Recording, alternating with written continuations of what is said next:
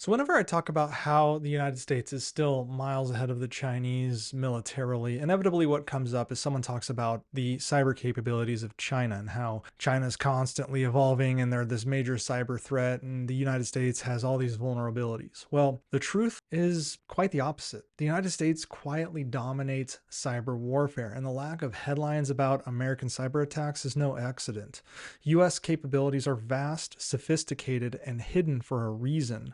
With a $10 billion budget and around 6,000 cyber personnel, US Cyber Command is miles ahead of Russia's $1 to $2 billion and China's $5 to $7 billion efforts. And that's just the official government side of the house. US Cyber Command operates with AI driven malware and zero day exploits, which are vulnerabilities unknown to software owners.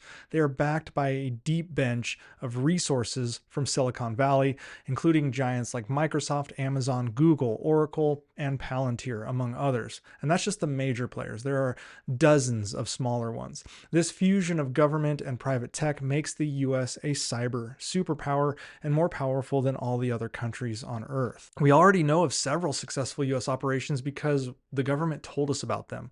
We never really hear about these coming as leaks from the news. Often it's just the government after the fact said, yeah, that was us. We did that. Things like infiltrating Russia's power grid in 2019, hacking Huawei in 2013, disrupting Russian cyber units in Ukraine in 2022, and of course the infamous 2010 Stuxnet attack that crippled Iran's nuclear program, where we worked with Israel on that one. Meanwhile, Russia and China get exposed for their cyber attacks constantly through leaks and different cracks, and they're just discovered all the time.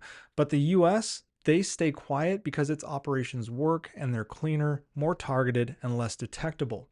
Russia's cyber forces like the GRU Unit 26165 and Sandworm have shown destructive potential with their attacks on Ukraine's power grid in 2015 and 2016, as well as the global NotPetya malware in 2017.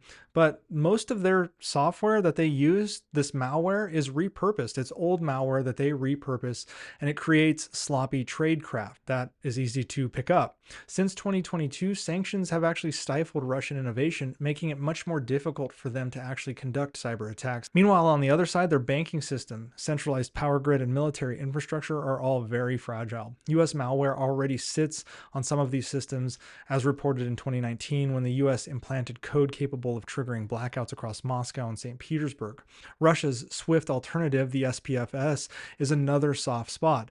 A US strike using data wiping malware similar to NotPetya could freeze financial transactions and crash the ruble. Their military command is also vulnerable, which was highlighted by the NSA's 2018 takedown of Russia's Internet Research Agency, which was a cyber attack group using a front name, obviously. And it was actually ran by Yevgeny Prigozhin, who, if you remember right, was the person that Putin offed after his kind of pseudo coup that took place. Russia's outdated SCADA systems make it easy for the US to exploit. Now, China is more advanced and a more cautious adversary, but still beatable. The PLA's Unit 61398 and hackers like Volt Typhoon operate quietly, at least quieter than Russia, but in 2023 they were caught probing the Texas power grid. China's firewall and centralized system are both its strength for control, but its Achilles heel because it's so centralized into one specific position, so it's easily exploitable, and if something gets exploited, it harms the entire system. The NSA has already breached Huawei and Tsinghua University, as we've read multiple research papers on new technology they were developing, and the US has access now to Huawei's industrial systems. This was all exposed under Snowden's leaks, and at the time it gave us a clear playbook on how to cripple China's infrastructure. Attacks on Chinese economic platforms like WeChat, Alipay, or the digital yuan could be launched using pre-positioned ransomware or backdoors.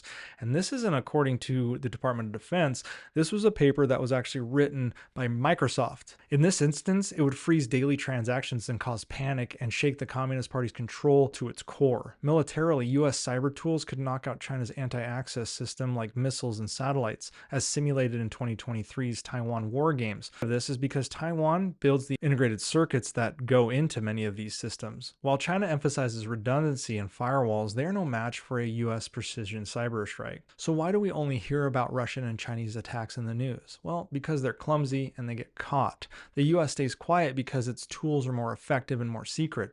When comparing the three, Russia is the softest target with aging, exposed systems. China is more resilient but still vulnerable to precision hits. The US, by contrast, has both overwhelming offensive power and better defense through agencies like CISA, the FBI, DARPA, and its vast network of private contractors, both great and small. Could the US crash China's digital economy or blind Russia's military? Yeah, probably, but it doesn't, and really for two reasons. First, to avoid civilian harm and maintain moral credibility. Second is to keep its zero-day exploits secret. Using them too early would let adversaries patch their systems, and unfortunately, things like the Ukraine war isn't enough of a trigger to unleash such devastating cyber attacks. It's kind of like the F-22 fighter jet. These are tools built for absolute dominance, meaning they're meant for the United States and not for anybody else. Nonetheless, they do exist and are sophisticated and would be quite devastating were they unleashed on China or Russia.